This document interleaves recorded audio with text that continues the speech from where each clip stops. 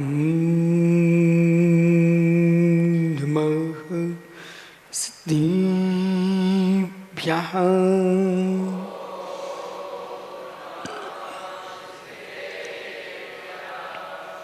श्रीमुत्पुरुषं सद्बाहुग्लाञ्छनं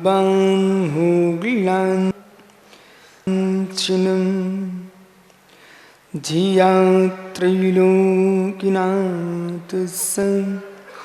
सहस्रिनं निसाहसिनं सहस्रिनं जिनसाशिनं सहस्रिनं जिनसाशिनं प्रमुरिं तारिं प्रमुसिद्धारिं प्रमुआरियाड प्रमुच्छायाडं प्रमुलोय सोविसांगुडम।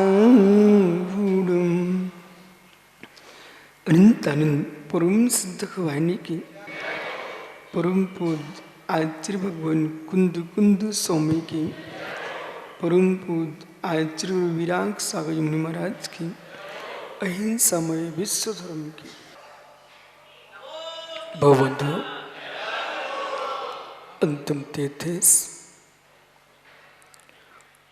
और द्वैन स्वामी के शासन में हम सही विराजते हैं।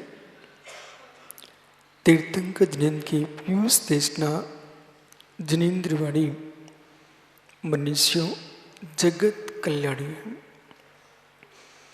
इस सर्वज्ञ शासन नमोस्तु शासन जयवंतो वितराग श्रवण संस्कृति। भगवान अरहत परमेश्वर ने वस्तु तत्व को अनंत धर्मात्मक दृष्टि से देखा।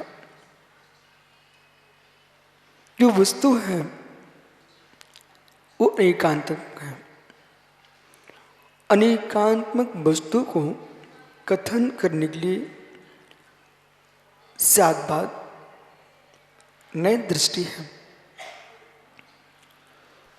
वक्ता अपने अभिप्राय को लेकर कथन करेगा।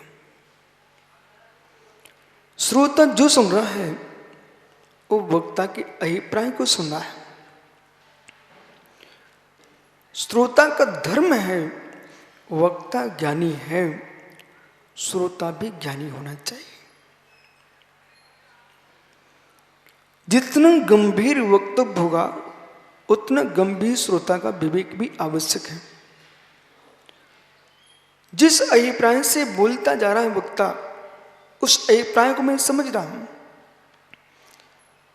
ज्ञातृ अभिप्रायो नया, ज्ञाता के अभिप्राय का नाम नय है। ज्ञाता जिस अभिप्राय से कथन कर रहा है उस अभिप्राय को मैं समझता जाऊं और इस बात को ध्यान रखें, ये नय बोल रहा है, प्रमाण नहीं बोल रहा। क्योंकि नय एक समय में अपनी एक बात रखता है, लेकिन नए की विशेषता है वो दूसरे नए का विरोध नहीं करता। वही नए सम्यक है जो दूसरे नए का विरोध नहीं करता। जिस नए ने दूसरे नए का विरोध कर दिया वो नए सकलंक नए हो जाएगा, मिथ्या नए हो जाएगा। कारण जब बाएं हाथ की आप और जाएं तो बाएं हाथ ये कहें कि मेरे में 5 अंगुलियां हैं, बायां हाथ ये ना बोले कि मेरे में ही 5 अंगुलियां हैं। बायां हाथ उठ रहा है तो यूं कह रहा है मेरे पास 5 अंगुलियां हैं। अरे तेरे पास 5 अंगुलियां हैं विश्रुत सागर जी, तो दाएं हाथ कह रहा है मेरे पास भी 5 अंगुलियां हैं, इसे दोनों मिल जाओ तो 10 हो जाएंगी। और एक एक तुम गिनते रहोगे तो अलग अलग दिखोगे। अलग अलग होने पर भी 5 5 10 हैं, और मिलने पर भी मेरे मित्र 5 5 10 हैं। इसलिए धर्म ये कह रहा है कि सोच जो है, अभिप्राय जो है, वो नए सापेक्ष है। आपके स्वयं के विचार 24 घंटे के एक नहीं है। अपने विचारों को भी आप भेद करके देखते हो। स्वयं के विचारों को भेद करके नहीं देखोगे तो आपके भीतर युद्ध हो जाएगा। जो लोग पागल हो रहे ना, उसका भिन्न कारण है। जिन जीवों को अपने विचारों में भेद करना नहीं आता, वे पागल हो जाते हैं। और जिन जीवों को अपने स्वकीय विचारों में भेद करना आता है, वे कभी पागल नहीं हो पाएंगे। क्यों? क्यों? विशाल बेटा, बहुत सारे लोगों ने कल उपवास किए, कुछ लोगों ने नहीं किए। जिन्होंने उपवास किए उन्होंने बहुत अच्छा काम किया। जिन्होंने उपवास नहीं किए उन्होंने बुरा काम किया नहीं। अभिप्राय देखना, जो व्यक्ति पर्वत की वंदना करने जा रहा था, यदि उसने भोजन करके चल गया तो ठीक किया, थकान नहीं आएगी आपको। वो आपने भोजन नहीं किया और जबरदस्ती तुम ऊपर चढ़ गए और पहाड़ पर तुम्हारे परिणाम कलुषित हुए। वंदना में चित्त नहीं लगेगा। 24 घंटे आपको भोजन दिखेगा, पानी दिखेगा, और हो सकता तुम गंधर्व नाला, शीतल नाला में पानी पीने भी बैठ जाओ। निर्णय क्या करना आपको? यदि ये सोच लिया कि मैंने उपवास नहीं किया, सबने किया है, अंतर तो दिखेगा।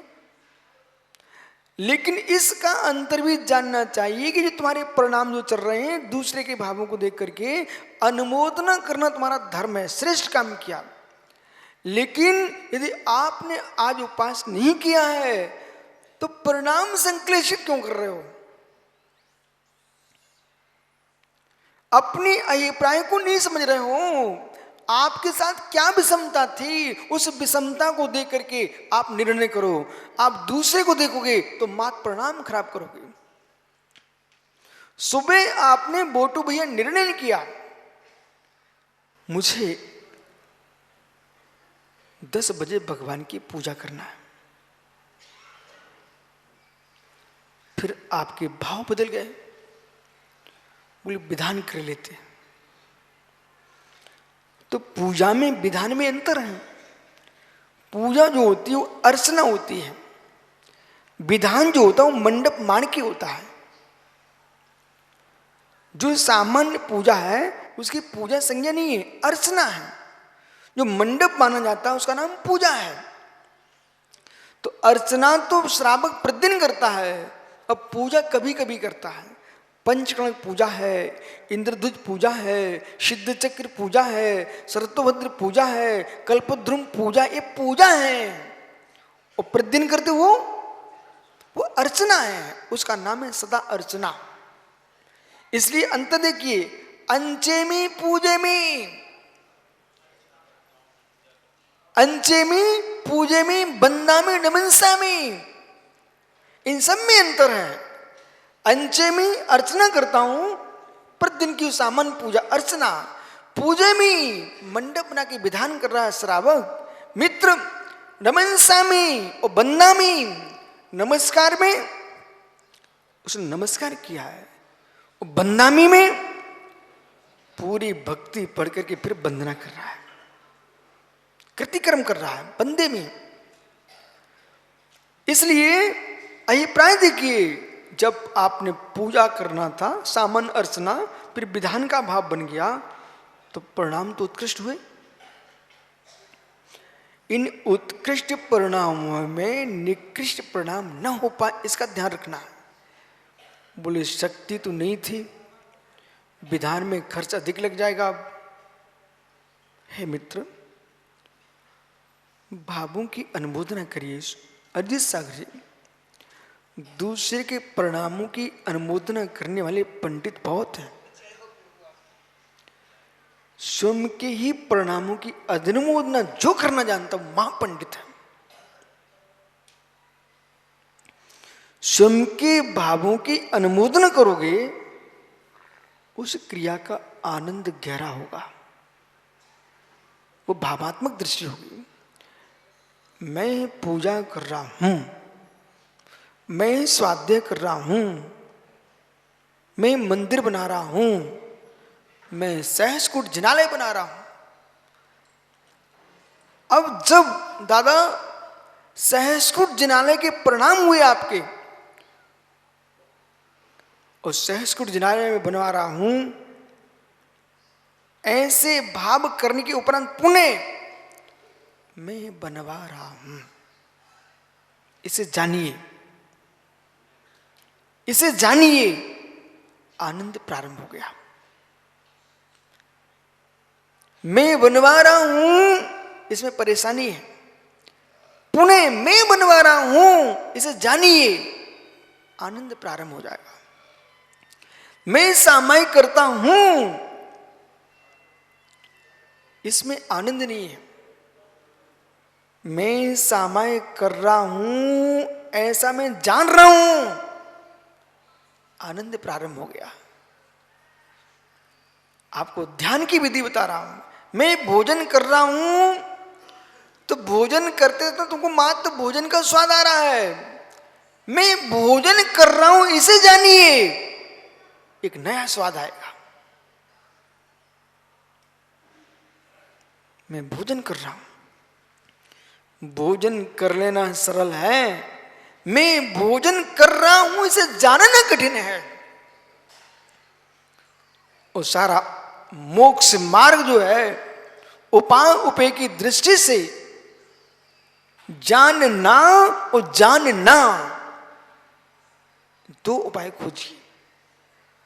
महात्मा जी अब ध्यान दो, जानना और जानना,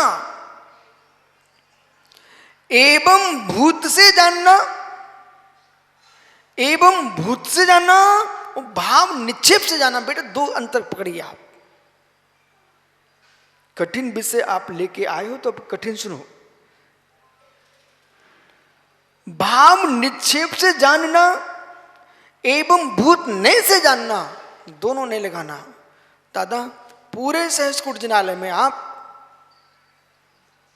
चारों दिशाओं में एक एक खड्गासन प्रतिमा जरूर रखना।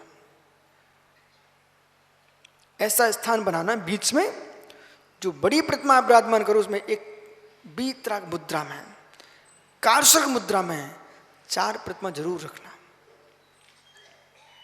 उसका रहस्य बहुत गहरा है, क्योंकि हमारे जो सहस्कुट जिनालय हैं, ये प्राचीन काल में बहुत थे। लोगों ने कब्जा करके उस पर यूं हाथ लगा दिया है।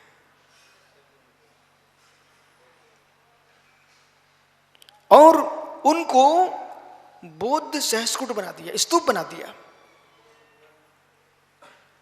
उन सहस्कुटों को स्तूप बना दिया है। मैं बोध गया में भी देख के आया हूं, और इटखोरी में भी देख के आया हूं। इसलिए अपन को ये ध्यान रखना है, सहस्कुट जिनालय में खड्गासन प्रतिमा जरूर लगाना है। विराजो, आप चिंता मत करना, आपको भगवान की चिंता की जरूरत नहीं है। उनके केवल ज्ञान में झलक रहा है। जिस जीव के हाथ से भगवान विराजमान होना होंगे, वो तुम्हारे पास पहुंच जाएगा।